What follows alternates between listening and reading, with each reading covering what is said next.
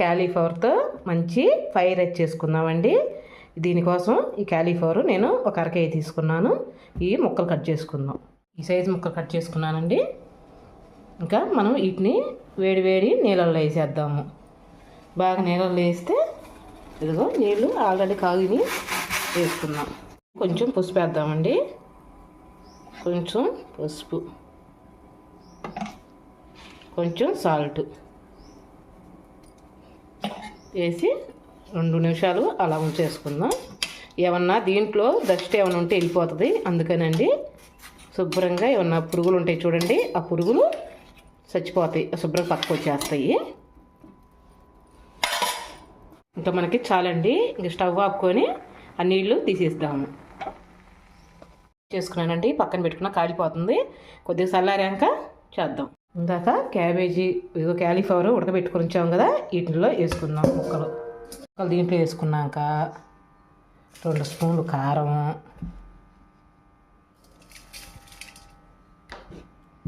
కొంచెం చిటికెడు పసుపు, జీలకర్ర పొడి, ధనియాల పొడి. ఇందాక ఉప్పు వేసుకున్నాం కదా, ఇప్పుడు చూసి వేసుకుందాం. కొంచెం ఉప్పు, కొంచెం పెరుగు. ముందర ఇంతవరకు కలుపుకుందాం.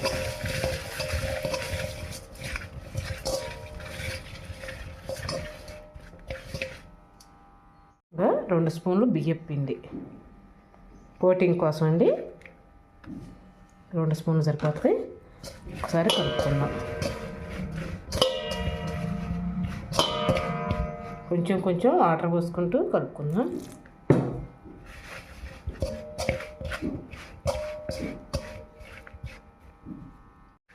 ఇంకా ఇలా కలుపుకొని పక్కన పెట్టుకుందాం. ఎందుకంటే మరీ జోగా కలపకూడదు, అలా అని మరీ గట్టిగా కలపకూడదు. ఇలా కలిపితే ఆ కోటింగ్ ఉంటుంది కాబట్టి బాగుంటుంది. ఇంకా వచ్చేసేయండి, ఇంకో దానికి వెళ్దాం. ఆయిల్ పెట్టుకుందాం. స్టవ్ మీద బాండీ పెట్టుకొని ఆయిల్ పోసుకుందాం. చాలండి, మరింత అవసరం లేదు. అది వేడెక్కిందాక వెయిట్ చేద్దాం. కొంచెం అల్లం వెల్లుల్లి పేస్ట్ మర్చిపోయానండి, ఎంత కొంచెం వేస్తాను. ఇదిగో కొంచెం వేసుకున్నాం. కొంచెం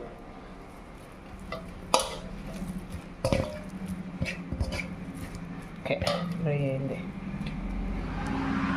వేడెక్కిందండి, బాగా వేడిగా ఉండాలి. ఇంకా మనం ఒక్కొక్కటి వేసుకుందాం.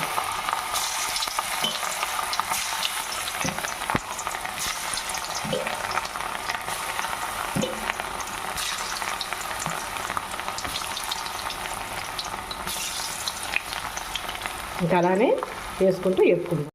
కొంచెం సేపు ఉంచుకోవాలండి, వేయగానే తిప్పొద్దు. తిప్పితే దానికి ఉన్న కోటింగ్ ఊడిపోతుంది. అందుకని వేయగానే తిప్పకూడదు. 1 నిమిషం అలా ఉంచి తర్వాత మనం తిప్పుకున్నా ఇదిగో ఇంకా మనకి ఇబ్బంది లేకుండా తిరుగుతుంది. ఎందుకంటే ఆ కోటింగ్ ఊడిపోతే బాగోదు. అలానే మరీ ఎక్కువగా ఉడకబెట్టుకోవద్దు. ఇందాక ఉడికినాయి కదా, ఇంకా మనం 1-2 నిమిషాలు అలా ఉంచుకొని తీసేద్దాము. చాలండి, ఉడికినవి. మనం ఇంకా తీసేసుకుందామండి. నేను ఫుడ్ కలర్ వేయలేదు. మీరు ఫుడ్ కలర్ ఇష్టపడే వాళ్ళు ఉంటే వేసుకోండి. పిల్లలకు మంచిది కాదు ఫుడ్ కలర్. అంటే ఎప్పుడు తింటున్నాం అంటలే కానీ వేసుకోండి, కొంచెం ఎర్రగా ఉంటుంది ముక్క. ఇంకా మనం దీన్ని తీసేసుకుందాం. వేయించుకొని నేను పక్కన పెట్టుకున్నాను. ఇంకా మనం దీంట్లో కావాల్సినవి మొత్తం చూపిస్తాను, వచ్చేయండి. స్పూన్లో ఆయిల్ వేసుకున్నాను. వేడెక్కిందండి, మనం బిర్యానీ దినుసులు వేసేసుకుందాము.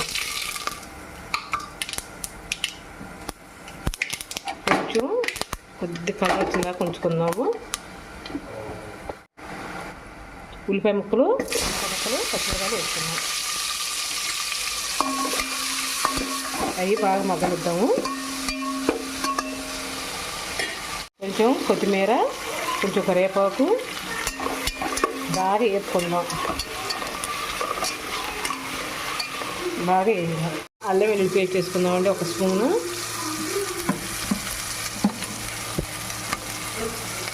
స్పూన్ వేసుకున్నాం. తిప్పుకుందాం బాగా. పక్కన ఎవరో చెప్పారండి టేబుల్ కార్డు, అసలు అది చెవులో పడుతుంది, బాగా ఇబ్బందిగా ఉంది. ఇది బాగా పచ్చివాసన పోయేదాకా వేపుకుందాము. దాంట్లోకి చిటికెడు పసుపు, 1 స్పూను కారం, కొంచెం జీలకర్ర ధనియాల పొడి వేసి బాగా కలిపుకుందాం. వేసిన ముక్కలు కూడా వేద్దాము.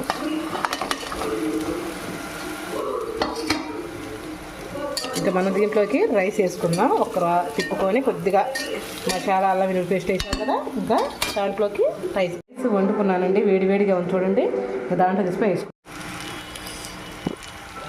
గరం మసాలా వేసుకుందామండి. కొంచెం చాలు, మరింత వేయట్లేదు నేను. కొంచెం ఇవాళ కుక్కర్ కష్టాన్ని పడింది, సరిపోతుంది అండి. 1 స్పూన్ ఉప్పు వేసుకుందాం. ఆల్రెడీ ఇందాక మనం వాటిలో వేసుకున్నాం, గుర్తుంచుకోండి. 1 స్పూను ఉప్పు వేసుకుందాం. ఇంకా దాన్ని బాగా కలిపుకుందాం. శుభ్రం కలిపేసుకుందాం. ఇంకా తిప్పుకుంటూ ఉండాలండి.